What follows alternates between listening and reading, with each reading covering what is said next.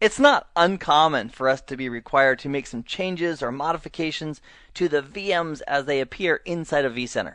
So in this nugget, I'd like to share with you some details and some demonstrations on how we can do exactly that, and provide some additional confidence if you ever do need to unregister or re-register a virtual machine with vCenter.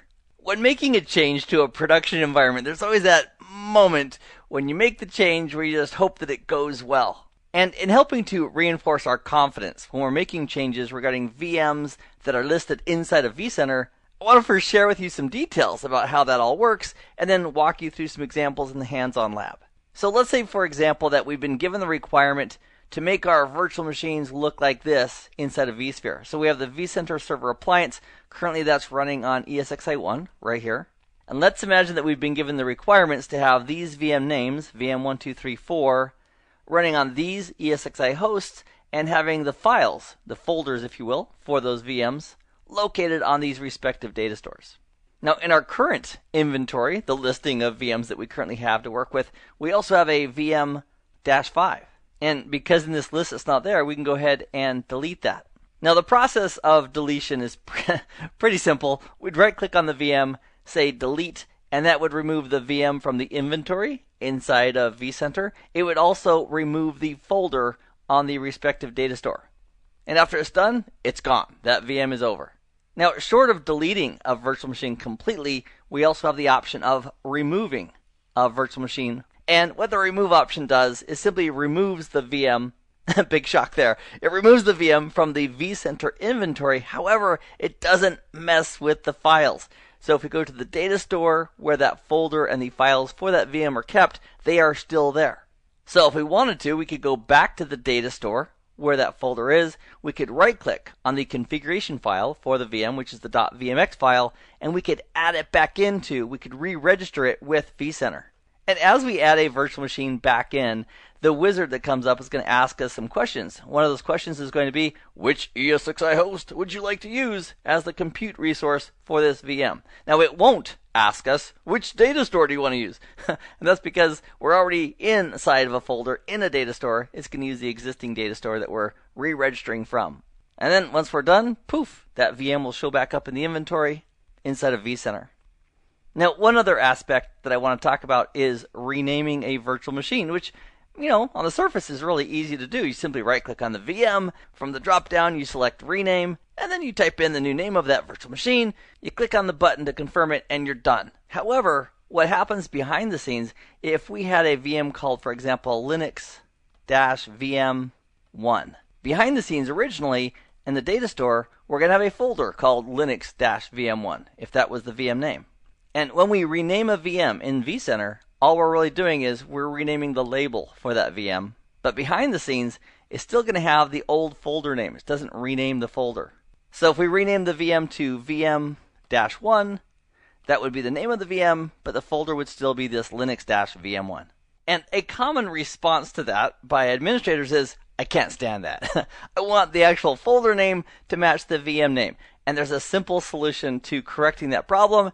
And that solution is to go ahead and migrate. So if we have a new VM name and then we migrate the VM over to a different data store, as part of that migration process, the new folder it creates will match the VM name. And then the next question might be, well, what if we want it on the original data store? Well, you migrate it twice. You could migrate it over to another data store and then back. And that would also allow that VM to have a matching folder name. So for our lab, let's imagine we've been given this requirement of having these virtual machines on these ESXi hosts with these respective data stores. And for this one right here, for the vCenter server appliance, we are going to leave that alone. It is a resource greedy virtual machine with lots of hard drives, and because it's driving vCenter, which we're using for the administration of our vSphere environment, we're going to go ahead and leave it alone so it can just continue to operate. We don't want to disrupt or even potentially disrupt those services even for a moment. So we'll focus our attention on these 4 VMs, VMs 1, 2, 3, and 4. And if we have any additional VMs in our topology, we can go ahead and simply delete those completely so they're no longer present. So on our Windows management computer, let's go ahead and double click on the icon right here for the vSphere web client. Now because we're using self-signed certificates on the vCenter server appliance, if this message ever comes up about, hey, I don't trust the certificate, we can just click on Advanced. This is in Chrome. and then scroll down and click on Proceed to vcsa.nuggetlab.com. So that is very likely to not pop up every time, but when it does, we know how to proceed through it just like we did originally when we first used Chrome to connect to the vCenter server appliance in an earlier nugget in this course. So we'll supply our username and password for the lab environment and click Login. Here in the vSphere web client, let's go ahead and click on the tab for VMs and Templates right here. And from here, let's take a look at VM-5 by clicking on it. So here on VM-5 and on the Summary tab for that VM, over here in the Related Objects, we can see the host that's supporting that VM is currently ESXi3, or at least will be when that VM is turned on, and it's using the iSCSI data store. So if we wanted to go over to that specific data store, we could click on it here, or we could click on the data stores in reference to the VM-5 machine. We could go ahead and click on Browse Files regarding the iSCSI data store. So let's go ahead and click on Browse Files, and then subsequently let's click on VM5, the VM5 folder, and there's the files for that virtual machine. So if we removed this virtual machine from inventory from a vCenter perspective, it would leave the files here in this folder. So let's go back to the VMs and Templates tab, and then let's right click on VM5. And also while I'm here, I'm going to go ahead and maximize Chrome to full screen. And then let's right click on VM5, and from the drop down we're going to select Remove from Inventory. Now, delete from disk, that's a serious issue. That's going to remove it from inventory and delete the folder, but remove from inventory simply removes it from the inventory inside of vCenter. So we're going to click on Remove from Inventory. We'll click on Yes to the confirmation message. And because that object no longer exists, let's go ahead and click on some other object, for example, the VMs folder.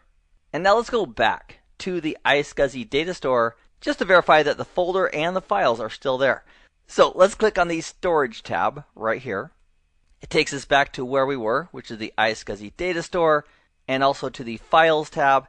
And here in the list, we can see VM5, the folder still exists. And also, if we wanted to be sure that we're looking at the latest and greatest information, we could use this refresh icon regarding the data store right over here. So let's do that. We'll click on Refresh. And sure enough, the VM5 folder is still there. If we click on that, there's our files. And if we want to re-register this and put it back in the inventory for vCenter, we can simply right-click on the .vmx file. And then from the drop-down, select Register VM. So we'll click on Register VM. The wizard's asking us where would you like to place this virtual machine. So we'll select the VMs folder inside the Las Vegas Data Center and click Next. It's asking us which host do we want to run this on. So for this demo, we'll choose an ESXi host. I'm going to choose ESXi3, and with that selected, click Next. Here's a summary, and we'll click on Finish. We'll go ahead and click on Recent Tasks just to verify that that is done. Fantastic. So the registration is done. So now let's go back to VMs and Templates by clicking on that tab. And I'm also going to go ahead and minimize the recent tasks. And you'll notice once again we have VM5 right here. And if we go back to the Summary tab for VM5, it'll show us the VM hardware here and the related objects. And we can collapse and expand those as needed depending on what we want to look at. Now, because VM5 is not in our list, we're going to go ahead and completely delete it from vSphere. So to do that, back in the vSphere web client, we would right-click on that virtual machine that we want to get rid of, and from the drop-down list, we would select Delete from Disk, which is a fairly permanent operation. If we want this VM back after we delete it, we'd have to restore from some type of backup system, presuming that we backed up that VM previously. So we're going to click on Delete from Disk. It's asking us to confirm the deletion, and we'll click on Yes. So now that it's gone, let's go back to our Storage tab, and we'll select the iSCSI data store. We're on the Files tab regarding the iSCSI data store, and even though here it shows VM5, because that's where we left it, let's click on a refresh right over here, so we can have a updated view of that data store and its files. And you'll notice now that the folder for VM5 is completely gone. Next, let's take a look at the task of renaming a virtual machine. So currently we have a goal, this is our task list here, of having a VM called VM-1. Currently we've got a VM with a slightly different name. So let's go ahead and rename a virtual machine, and we can also verify at the same time that the folder name in the data store for that VM does not change. So back in the vSphere web client, let's go once again to VMs and Templates, and let's focus on Linux-VM1. So we'll click on Linux-VM1 here inside the VMs folder. So here for Linux-VM1 on the Summary tab, over here in related objects, we can see that it's on the NFS data store. We could also click on data stores right here regarding Linux-VM1, and it would also show us the data store that it's on.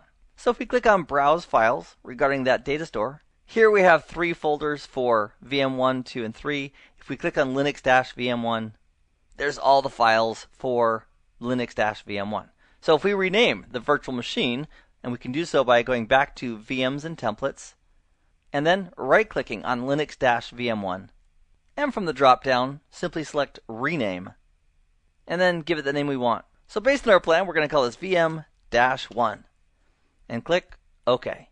If we look at recent tasks, it shows that that has completed. Fantastic. And if we go back to the data store for VM1, and we can do that right here on VM1 with the Data Stores tab selected, and simply with NFS Data Store highlighted, click on Browse Files. And then let's go ahead and click on Refresh right here for the data store to make sure we're looking at the latest and greatest information. You'll notice that the folder is still named Linux-VM1. So the folder doesn't change by default just because we renamed a VM in the inventory of vCenter.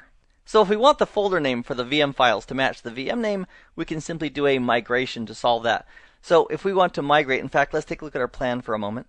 So our plan regarding VM1 is to have the host ESXi2 be the compute resource and use iSCSI as the data store. So currently we're on NFS. So if we simply migrate the files for the VM to a different data store, in this case iSCSI, the new folder that will be created on the iSCSI data store will match the VM name. So back in the vSphere web client, let's go back once again to the VMs and Templates tab. And with VM1 selected, we'll click on the Summary tab. And based on our plan, we need to migrate not only the files to a iSCSI data store, but we also need to migrate to a different compute resource, specifically ESXi-2. So that's simple to do. We've done that previously in our nugget on vMotion. We'll right-click on VM1, and from the Actions menu, we'll go ahead and click on Migrate. And before we do the migration, what's the biggest difference? Do you remember what is the big difference between a migration of either the compute resource or the storage versus a vMotion of the compute resource or a storage vMotion regarding the data store? Do you recall the difference? And if you're thinking, Keith, if the VM is running and we do the migration, that's when it's referred to as vMotion. If the machine is powered off, it's simply a migration. And if that's what you thought, you are right on the money. Great job. So let's select the radio button for change both the compute resource and storage. And we'll start off by choosing the compute resource, the ESXi host, and then following that, we'll specify which data store we want to use. So with that third radio button selected, we'll click on Next. To select the compute resource, we'll go ahead and expand everything and select ESXi-2 based on our plan. And with ESXi-2 selected, we'll click Next. Next, we're going to choose the data store, and we want to move this over to iSCSI. So we'll select iSCSI, and for the format, I'm going to go ahead and from the drop-down select Thin Provision. And with Thin Provisioning and the iSCSI data store selected, we'll click on Next. Currently, that VM is on a VM port group called new-VM network, and we are also going to place it on another VM port group with the exact same name. And that's because on our standard switches across all 3 ESXi hosts, we have a VM port group named new-VM_network on all 3. So ESXi2 says, no problem, I can put them on that port group. So we'll click on Next. Here's the summary, and we'll click on Finish.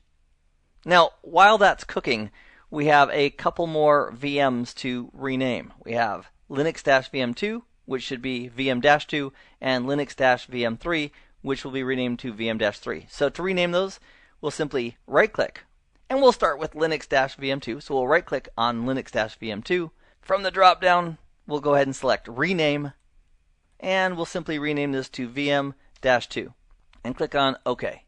So with VM-2 selected, and on the Summary tab for VM2, here it's showing us that the host is ESXi2, which is great based on our plan, and it's also using the NFS data store, which is also great based on our plan.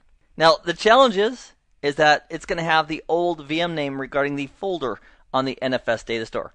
So if we wanted to correct that, we could migrate to a different data store and then back to the NFS data store, and both of those migrations would include targeting a new folder that matched the VM name. If we're okay with a different folder name versus the VM name, so actually I'm okay with that for this VM. So let's go on to VM number 3, because it needs to be renamed as well. So we'll click on Linux-VM3, and on the Summary tab for Linux-VM3, It currently is on ESXi2. We want it to be on ESXi3. So we'll want to change that. And regarding the data store, based on our plan, we want that one on the NFS data store. So that currently is good to go regarding the files. So we need to do two things. We need to rename the VM, and we also need to do a change of the compute resource. So we'll right click on Linux-VM3. From the dropdown, we'll click on rename. We'll change the name to VM-3. Click OK. So we also need to change the host that's supporting VM3. So we'll right click on VM3, and from the drop-down, select Migrate. We'll choose this top radio button, change compute resource only, click on Next. We're going to select ESXi3 as our target, click on Next. We'll leave this virtual machine on the same VM port group that it was, click on Next, and click on Finish to make that new assignment. And then back at VM3 on the summary page, and a refresh if we need to manually do that, is now showing us that the host that's going to support this VM is ESXi3. And for VM4, let's go ahead and just click on VM4 to make sure it is in line with our plan. So with VM-4 selected and on the Summary tab, we want it to run on ESXi3, and we want it to be on the iSCSI data store, which it is already, so we don't need to change anything else about VM4. Now, what we can also do is let's verify that our migration for VM1 regarding the data store, let's verify that that's done. So if we click on Recent Tasks, it doesn't show it as still going, so that's great. So if we click on VM-1, here in the Summary tab, it shows that the data store is iSCSI data store. Let's go ahead and click on iSCSI data store. And I just want to verify that the folder on the iSCSI data store for VM-1 matches the name, which it should because we did the migration. So here on the iSCSI data store on the Files tab, if we click on VM1, there's all of our files for the virtual machine called VM1. Looks like we're good to go.